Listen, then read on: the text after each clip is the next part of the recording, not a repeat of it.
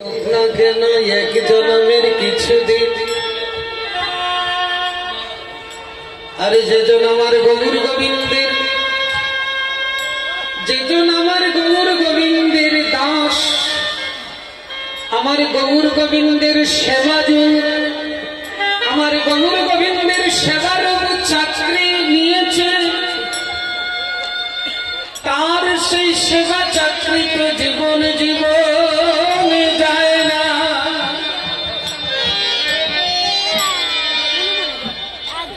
তাহলে দেখুন যেখানে হরিনাম সংকীর্তন হয় সেখানে ভগবানও ছুটে আসে ভক্ত সঙ্গ ভজন করা।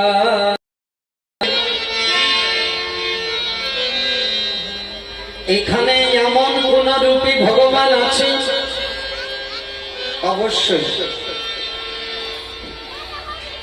কেননা ভগবান কথা দিয়েছে নাহং তিষ্ঠামি বৈকুণ্ঠে যোগিনাং হৃদয়েন চ মদ ভক্তা যত্র গায়ন্তি তত্র তিষ্ঠামি নারদ। আমি বৈকুণ্ঠেও থাকি না, যোগীদের হৃদয়েও থাকি না,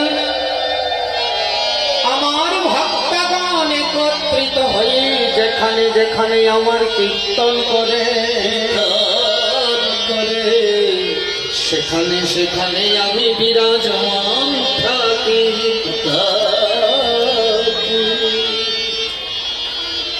যেখানে সাধুগুরু বৈষ্ণবের আগমন সেখানে ভগবানও আসে। আবার শুধু ভগবান নয়, দেবতারাও আসে। আমরা যে গঙ্গায় স্নান করি আমাদের পাপ ধৌত করি সেই গঙ্গাও বৈষ্ণবের চরণ ধরে নেওয়ার জন্য আকাঙ্ক্ষিত। আপনারা যদি নবদ্বীপের পাশে কালনা সিদ্ধ ভগবান দাস বাবাজি মহারাজের কুটির অনেকে দর্শন করেছেন। উনি নামের উপাসনা করতেন, নাম ব্রহ্ম মানে নামই কৃষ্ণ, নামই ভগবান। এখনো ওনার নাম ব্রহ্মের স্মৃতিগ্রহ আছে, পাথরে কোথায় হরিনাম, শুধু হরে কৃষ্ণ, শুধু নাম ব্রহ্ম। নাম ব্রহ্মের উপাসনায় উনি একান্ত একনিষ্ঠ ভাবে করেছিলেন। প্রত্যেক 3 বেলা গঙ্গা স্নান করতেন, 3 বেলা গঙ্গা স্নান করতেন প্রত্যেক, সকালে দুপুরে সন্ধ্যায়। সকাল দুপুর সন্ধ্যায় যখন উনি গঙ্গা স্নান করতেন,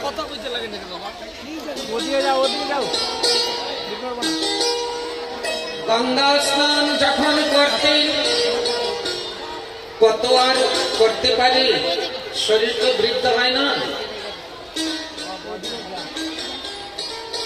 শরীর বৃদ্ধ হয়, জোর কম নাই হয়ে আসে।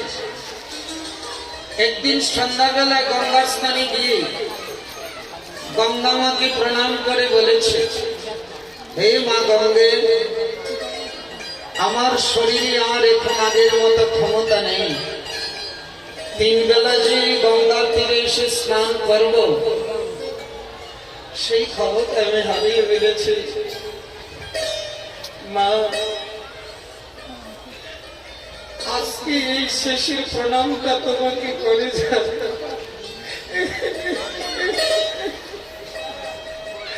মা গঙ্গে, হয়তো আর তোমার সাথে দেখা হবে না,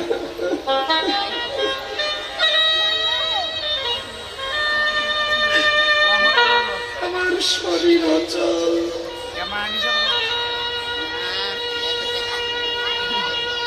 তবে মা গঙ্গে তোমার চরণে একটা নিবেদন জানিয়ে যায়, আমার যদি পৃথিবীতে জন্ম হয়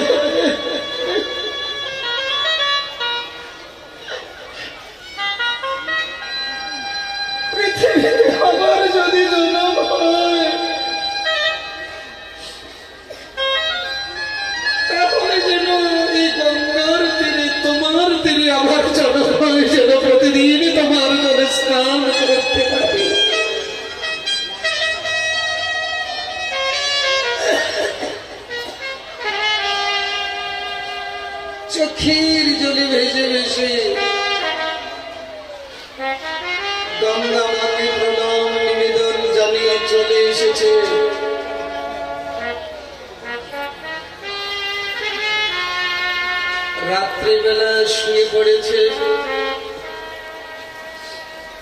ব্রাহ্ম মুহূর্তে উঠে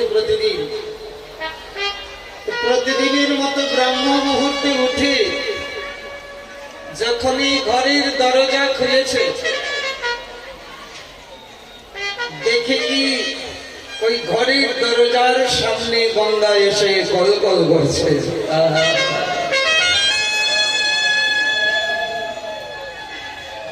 গঙ্গা ভাবছে তুমি আমার কাছে আসতে পারবে না, তো কি হয়েছে, আমি তো তোমার কাছে যেতে পারবো, কেননা তোমার মতো বৈষ্ণব যদি আমার জলে স্নান না করে তাহলে আমি কি করে সুস্থ হব, তাই আমি তোমার কাছে চলে আসলাম, তুমি প্রতিদিন আমার জলে স্নান করো।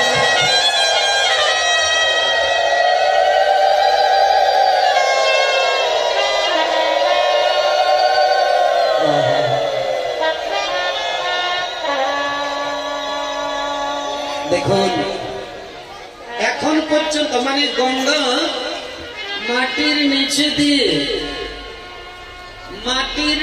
দিয়ে এসে ঠিক ভগবান দাস বাবা মহারাজের দরজার সামনে এসে শুরু হয়ে উঠেছে। তুমি যেতে পারবে না তাই কাছে চলে আসছে, তবু তোমায় আমার জলে স্নান করতে হবে। তাহলে গঙ্গা বৈষ্ণবকে কত ভালোবাসে।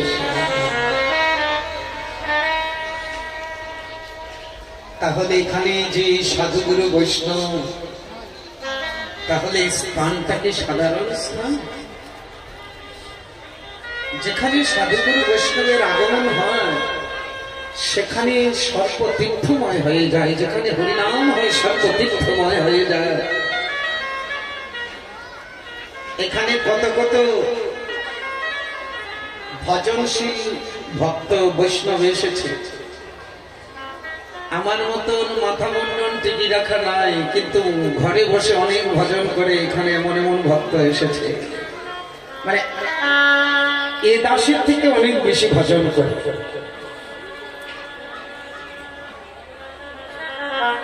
তাহলে সেই স্থানটা সর্বতীর্থময়।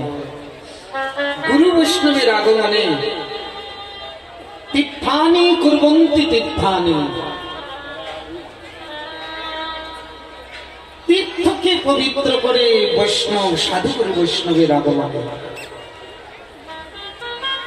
যুধিষ্ঠির মহারাজ বিদুর মহাশয়কে বলছেন, আপনি তীর্থ ভ্রমণে গিয়েছিলেন, আপনার তীর্থ ভ্রমণের কোনো প্রয়োজন নাই, কিন্তু তীর্থগণ আপনার চরণ ধুলি পাওয়ার বড় প্রয়োজন। যেসব তীর্থগণ পাপী অত্যাচারী কুলসিত হয়ে আছে, তীর্থের তীর্থত্ব লুপ্ত হয়ে গেছে, সেই সব তীর্থ অপেক্ষা করে বসে থাকে কখন একজন সাধুগুরু বৈষ্ণব আসবে, কখন একজন কৃষ্ণ ভক্তের চরণ ধুলা পাবো, আমি আমার ধারণ করবো।